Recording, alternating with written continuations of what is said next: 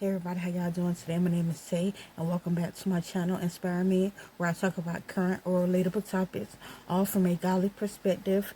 And today's topic is called Preparation H.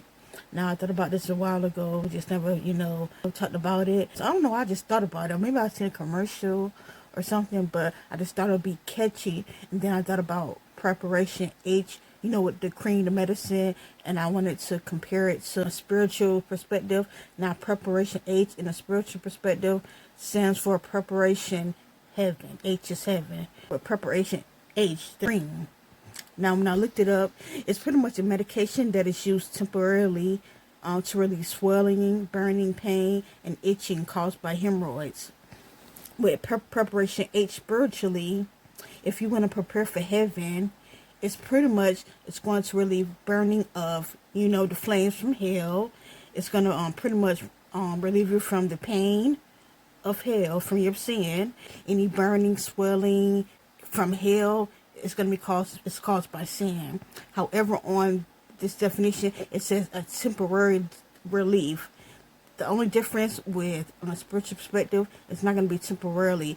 It's going to be permanently. So when you prepare for heaven, when you live righteously, it's permanently. It's not temporarily. It's permanently. Now, the only way it will be temporarily if you're just being good for a minute. I don't know. It could be years.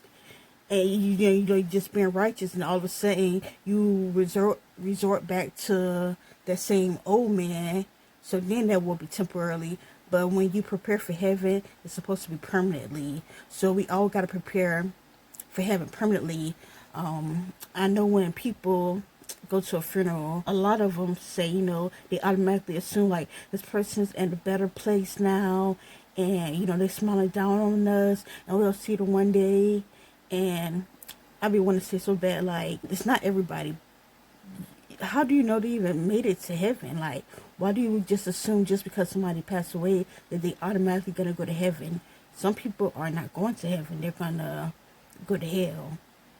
So if they didn't prepare while they was on this earth, while they was living, what makes you think they're going to have an afterlife of going to heaven? Now, like I said in so many videos, they can have lived a whole life of wretchedness and, not born again. And then that last moment, they may not even know. They did know they was on their deathbed or sick or whatever the case might be, and they get their life to God. They can make it in, even though they lived their whole life sinfully. That very moment before they passed away, and they were sincere, they can make it in. And then there's another person that could be righteous their whole life, like they never did no type of sin, like they always did according to the Bible, pleasing to God. But that very moment is like, what the heck, I might as well, I ain't gonna get in trouble, I've been good this whole time. And then that might be the very moment when God calls you, should I say, not even say home, but when God calls you, and it's like, do you think just because they lived their life righteously this whole time, and they said this 1 second, like they're gonna make it in? So you got to think about that. So you got to prepare. And I said in so many videos, how do you prepare? By reading the Bible. Like, it's funny how we could indulge. I know, because I was a person, like, we can indulge on our favorite show on Netflix, on reading love novels, or watching comedy on social media, looking at people acting silly and doing things for clout. We can binge and overdose on that, but it's like when it comes to the Bible, we can even open up the Bible and read one verse. And when you do, if you are the person that will open up the Bible and read a verse or two or whatever, it's like, don't just read it and just go about your whole business like you forgot exactly. It's like just like a person, if they go to school and you might learn something in math class, and then I'm just say 1+1, and then all of a sudden when you do your homework or when you go home, you forget to apply that. It's like you don't know what 1+1 no more is. You learn it at school. It don't just stay at school. It applies to even when you go outside of school. When the bell rings, dismissal, you apply it even then. It's the same thing with in reading your Bible. You don't just open up your Bible and just listen while you're in church when the preacher's talking. That's an everyday thing. Even when you go home, on your when you at work, when you at school, when you even out and about at the grocery store. I know because I used to be the person like used to go to work, used to go to school, used to do this, used to do that, and people can tell I know about God because I really never portrayed that. I know that time is winding down. Like I said, especially with this year, I never had like close family members that passed away, but this was the year that showed me like, yeah, a God. I know he was never planned, but it just shows me that he's definitely like not planned, and we need to get it right because you never know when it's gonna be your time. You could be here right now, and then the next moment you could be going. You just never know, and it's not just older people. There's young people too that's passing away, and you just can't think that just because you automatically pass away that you're going to go to heaven or that you're just not going to feel anything whatsoever.